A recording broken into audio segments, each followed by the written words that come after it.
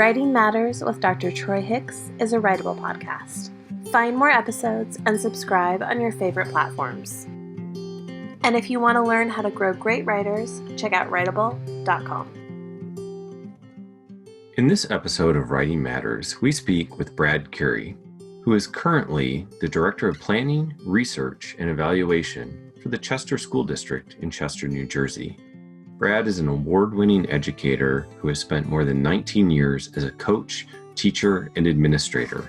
And his mantra for this year when working with other educators is to validate their practices, invite them to reflect on their own learning, and to evolve as educators. Enjoy the conversation. Welcome to this episode of Writing Matters. Today we're speaking with Brad Currie, who is currently in his third year as Director of Education in Chester, New Jersey. He was a 2017 winner of the National Assistant Principal of the Year. He's a co-author of the book Tech Request, a guide for coaching educators in a digital world, and is also a consultant with evolvingeducators.com. Welcome, Brad. Thanks for having me, Troy. I really appreciate your time. I think we've only been able to meet once quickly in person, but I follow your work and I appreciate the work that you do. And I'm really curious to hear your thoughts about writing and technology. But before we get into all that, tell us a little bit more about yourself. How have you gotten to this point where you are at as an educator? Absolutely. This is my 19th year in education, believe it or not. It's been pretty special. Started out as a social studies teacher and computer applications teacher at the middle school level. Did that for about 8 or 9 years, transitioned to the world of administration as a vice principal and athletic director. Did that for about 4 or 5 years. And for the last 6, 7 years, I have been a supervisor of instruction and now director of education for the Chester School District in Chester, New Jersey, a phenomenal place with tremendous colleagues who really understand what it means to impact student achievement. And I've been very fortunate to be in Chester.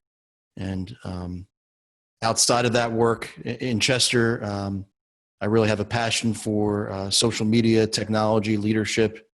And for the past 5 years, have been involved with Evolving Educators with Scott Rocco and Billy Krakauer, where we work with leaders, teachers, educators from all walks of life as they look to expand their influence in the digital world.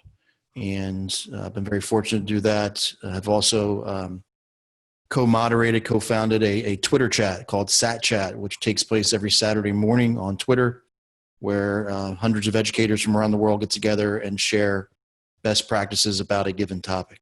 So I've been very, very fortunate during my time as an educator these past 19 years to be involved in so many great opportunities and look to continue to do that, not only on this great podcast, but in other venues as well. It's amazing. Well, and certainly you've created many of those opportunities. And in particular, it's interesting you mentioned Sat Chat. I was just introducing Twitter to my pre-service teachers yesterday and trying to talk to them about some of the great chats and opportunities that are out there. So it's good to know that you're still promoting and encouraging that. And thank you for the work that you do. So one of the questions we've been trying to ask our guests this fall and thinking about the work that they do as writing teachers is about a favorite assignment. And even though you're not necessarily teaching writing on a day-to-day basis, but you're a former social studies teacher and you've worked with many teachers, have you heard an interesting writing prompt or assignment, or if you were back in the classroom and were able to work with students right now, what would you ask them to do? Is there anything that you would want students to be writing about that might catch their interest in yours too? I'm very fortunate, as an administrator, in my role as an administrator now, to be in classrooms every day. I visit hundreds of classrooms every school year, and more often than not, no matter what the subject is, students are writing about what they are learning. And it's pretty neat to see how that takes place in different classrooms, in different subject areas. I look at, Joe Pizzo's classroom in 7th grade language arts, where they are learning about public service announcements and writing public service announcements, and then visiting the local radio stations and being able to get on air and tell the community about their public service announcements. I think about people like Diane Bassanese, who is a special education teacher in 6th grade language arts, and how she leverages Google Docs to not only promote students' work, but get students to really write using digital tools, but that feedback component and using the comment feature of Google Docs to provide immediate feedback to the writing process. That's pretty neat. I get to see that often, and that's pretty special. You get down into the elementary schools. We were in a K-8 district. I look at teachers like Jackie Epler, who continuing to push the envelope with writing, both in the physical and digital worlds, and getting kids excited about reading and writing. I think that's important too. Again, going back to Jackie Epler's class, they're doing Google Hangouts and mystery Skypes with authors from different parts of the world. And kids really get into that, are engaged, and they continue to read and write at high levels because of those connections with authors. So really, that's what I see as an observer of writing, and as looking into the research of writing, whether it's the work that you've done over the years, or the work that Kristen Turner has done over the years. I really try to dig into that and understand it and share that knowledge. But you look at the research of John Hattie, Invisible Learning, and what does writing look like as it relates to research? He talks about, the jigsaw method, how that has a high effect size. What does writing look like when students are involved in jigsawing? And summarization and feedback and concept mapping and technology in writing has a high effect size. So those sorts of things I continually look at. I share with our staff, with our colleagues, make it a point in our conversations, whether formal or informal, and just try to, as myself, get better as a reader and writer and a researcher of reading and writing, just continually researching those best practices.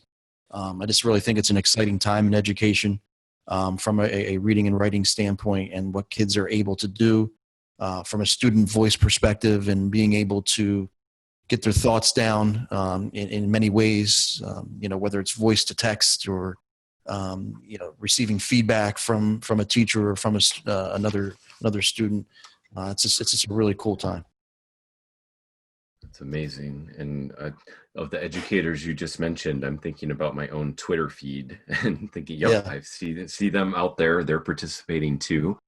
I'm wondering if you might talk even a little bit more, because obviously you're very experienced at building a school culture, supporting teachers in these ways. And I'm wondering how you do that. What does that look like? You mentioned a little bit about how you maybe have formal and informal conversations.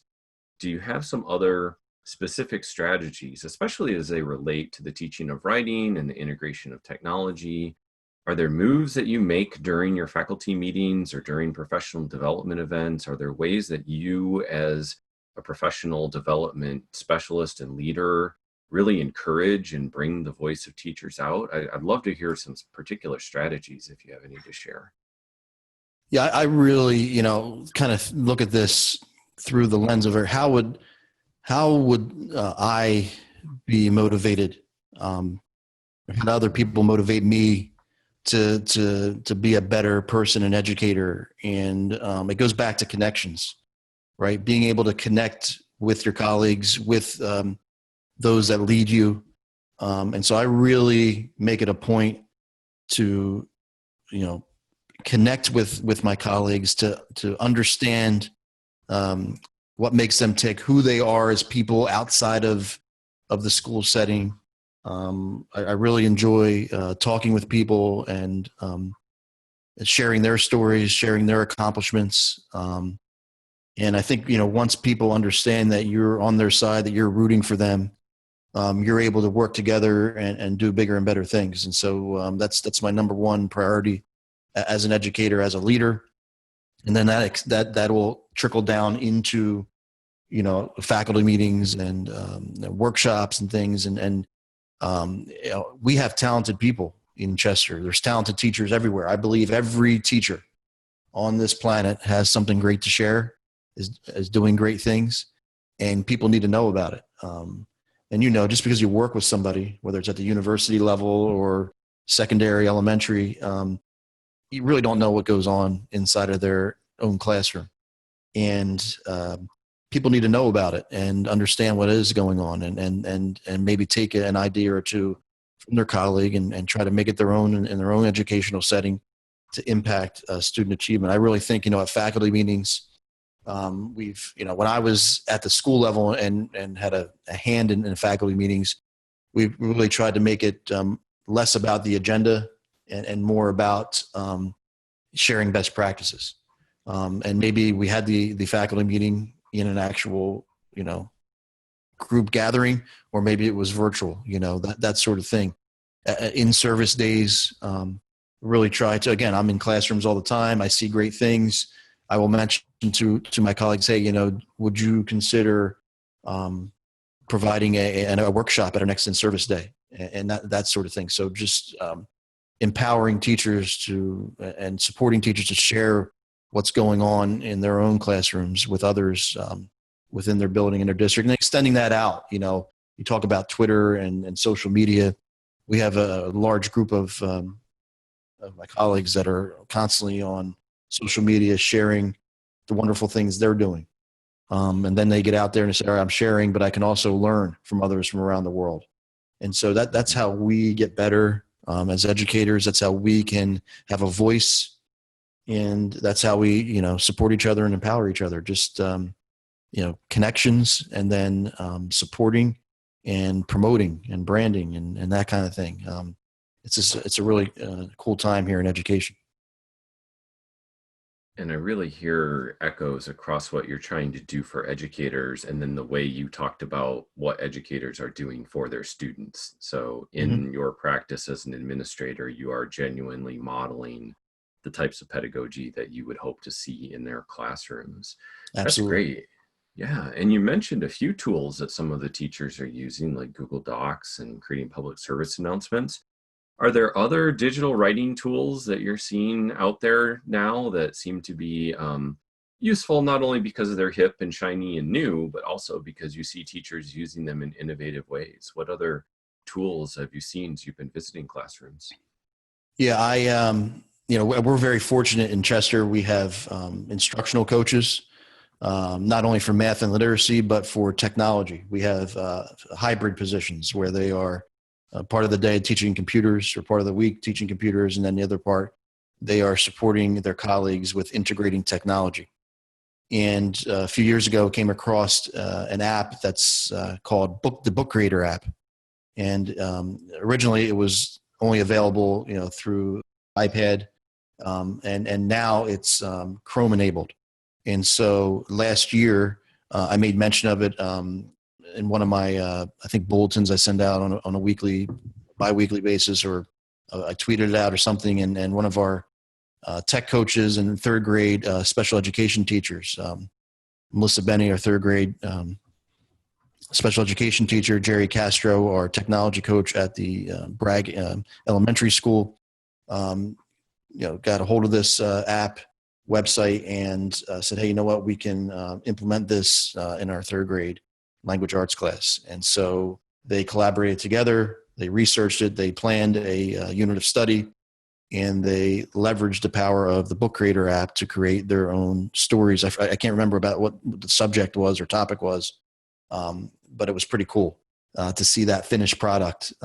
And I visited the class a few times to see at the beginning stages of when the students were creating their writing on the Book Creator app, and then the final product. And I thought that was really special. And so the Book Creator app is definitely one where students are now able to publish, fairly easily, which, 20 years ago, yeah, you could publish, but it took another, 5 or 10 steps to get it out there to the world. Now, with a few taps of the screen or clicks of the mouse, students' work can be out there for all to enjoy, which is pretty neat. And I really look at accessibility tools, accessibility features. Whether it's the voice to text feature, which again people may not necessarily know about, and they're still learning about it. But it's within Google Docs, and whether a student's a struggling writer or has physical limits in terms of what they're able to do with their hands to write, this is a great tool for students to really get the writing process going, I believe. So you look at that voice to text feature, and, extending out that writing piece and being able to speak to your writing, I think is another component. So whether, as I mentioned before, the PSAs, or you look at a tool, whether it's like Flipgrid, right? Or even Zoom. We're on Zoom right now, or Google Hangouts, or, so you not only, and we preach this in our schools, not only do you have to be able to write or create a project, but you also have to be able to speak to it, and speak to it not only in front of people in the physical world, but speak to it articulately and clearly in the digital world, and being able to be on a camera or be on a microphone and speak to that writing. And so that's just another way that we kind of approach things in the Chester School District. Again, I think we're in one of the most exciting times in education. I really do. Just with the resources we have available to us. I wish I could, get into the classroom again. I kind of do it a little bit as an adjunct professor at Drew University, but it's definitely an exciting time to be in education because of the technology that we have available to us as educators and as students.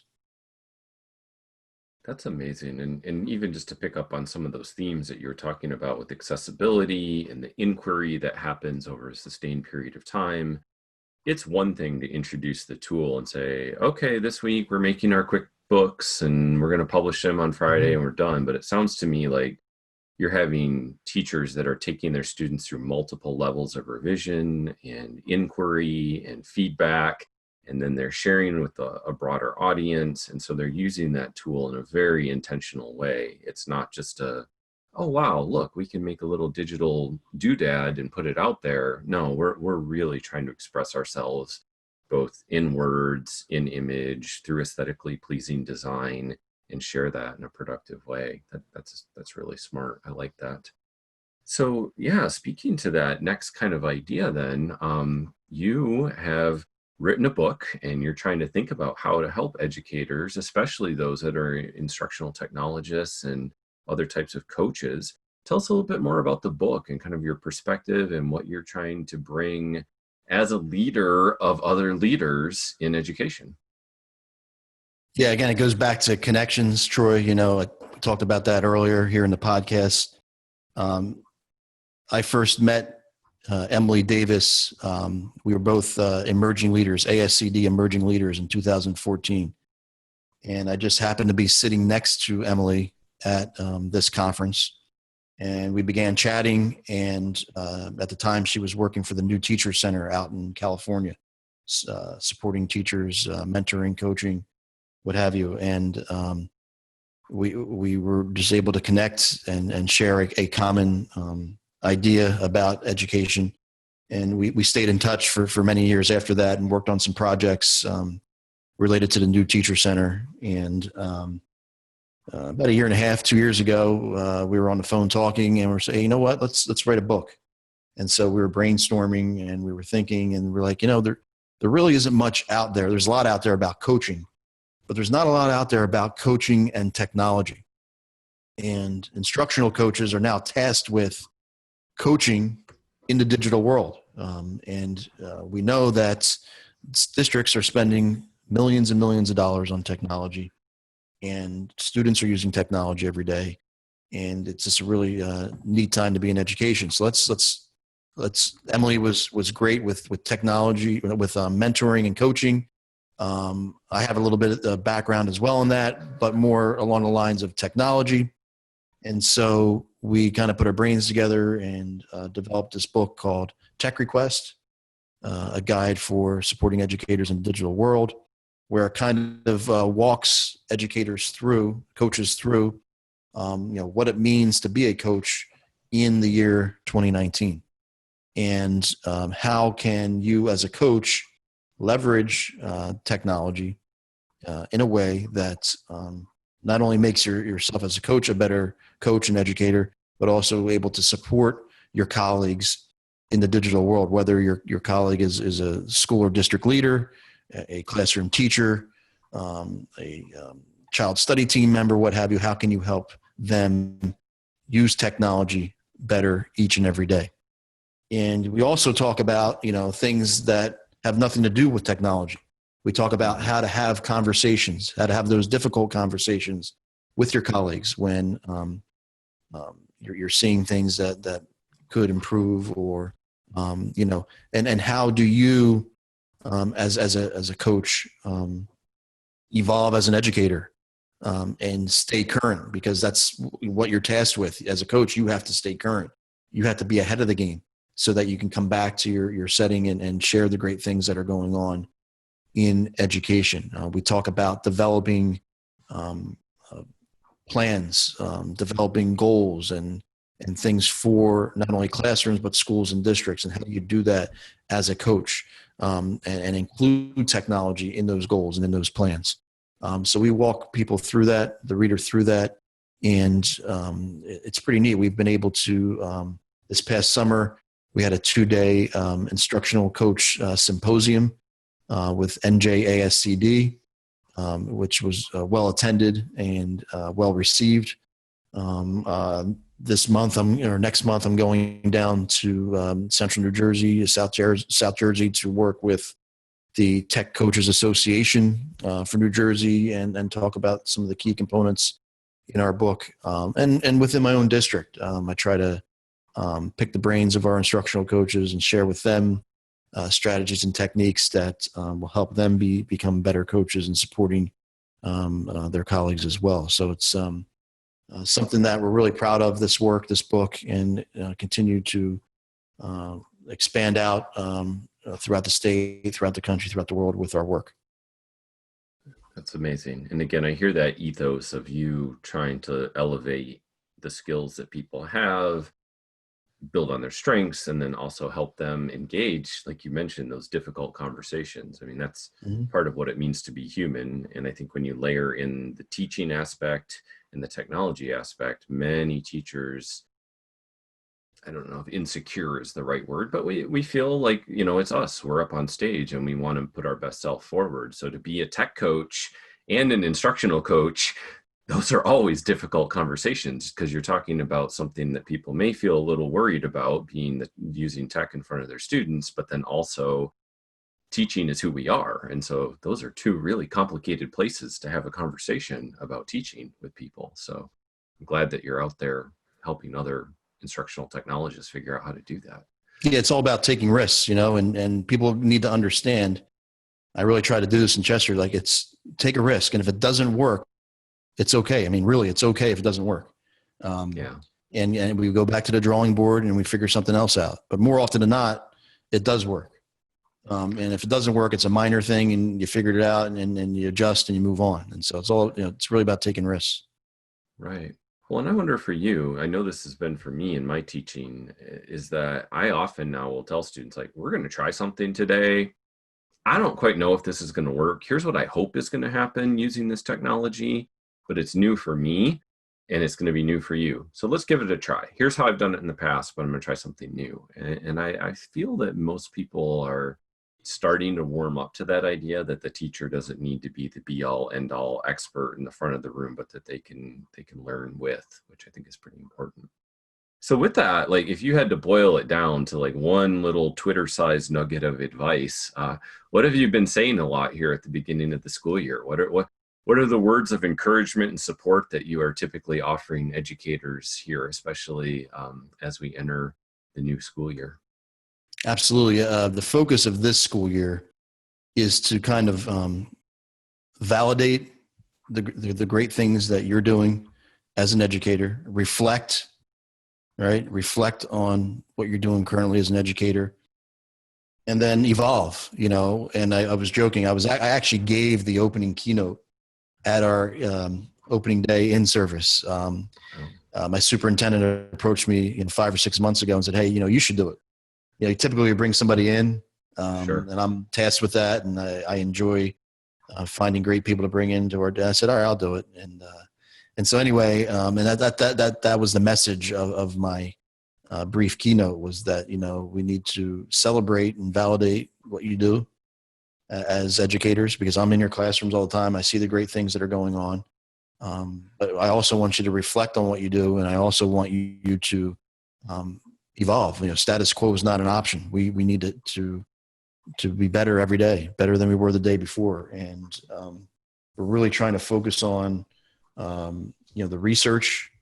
We decided to kind of look at John Hattie and visible learning. And there's critics out there of that research, but there's with any other research, there's people can find positives and negatives, and his research is based off the research of others. So we kind of looked at, all right, well, let's look at this research. Let's look at the effect sizes. What are we doing well based on that research, and where can we improve? And it was pretty neat. Just something like the jigsaw method, something that, maybe most of us have done at some point in time. Maybe we were doing it correctly, maybe not, but we're really focusing on that. Why? Because the research shows that the jigsaw method has a high effect size on student achievement. But it has to be done the right way. So we're seeing people taking risks, researching these instructional methods, and going back to the classrooms and trying them out. And so that's what we're doing this school year, kind of just, really trying to focus on what we do well, and then how can we get better? Yeah, just to summarize that again, I believe you said to validate, to reflect, and to evolve. That sounds like some pretty good verbs. I appreciate those as educators and thinking about what we might do each day. So as we come to the end of our conversation here, I'm also curious this season just to hear about the effects that writing has on everybody's life as a professional. Obviously, you've written a book, you blog, you use social media, you're probably writing dozens of emails and memos and materials for your professional development sessions. You write in a variety of different ways. How would you say that writing affects you as an educator and as a person? Yeah, I really believe, you asked me 10 years ago if I would write a book or blog or tweet or be on a podcast, I would have laughed at you. But you really have opportunities here in education, and opportunities to share. I really believe that sharing is important. Years ago, people didn't share in the educational world like they do now. People are sharing at high levels. I still think we have really an area to grow there in terms of sharing, but it's just a great time to be in education, to share. And through writing, you can share. Whether you write a book, whether you write a blog, you write a tweet, you're able to get your thoughts out there and understand perspectives that are going on in the educational world, because not everybody thinks like you do. And I think it's great to kind of have that collegial debates and conversations about what does and does not work in education, either from a leadership, teaching, learning perspective. And we're able to do that through writing and through sharing and understanding and listening and learning. And, it's given me a great opportunity to do that. I want that opportunity for others, whether they're my colleagues or friends or students, to just know that, through writing, you have the ability to get the word out about your passions. And even if you impact one person somewhere in the world through your writing, then you know what? Then that's a job well done. And, you continue doing that, and then that one person will turn into many. And so writing for me and for others has had an impact, a tremendous impact, and continue to look to write more in the future and help others with the writing process. Well, we certainly look forward to reading it. And I appreciate your time today. I thank you for the work that you do with and for other educators. And just appreciate that you were here with us on Writing Matters. Thank you. Thank you, Troy. Keep fighting the good fight. Writing Matters with Dr. Troy Hicks is a Writable podcast. Discover more episodes and subscribe on your favorite streaming platforms, or check out filmed episodes on YouTube. And if you want to learn how to grow great writers, check out Writable.com.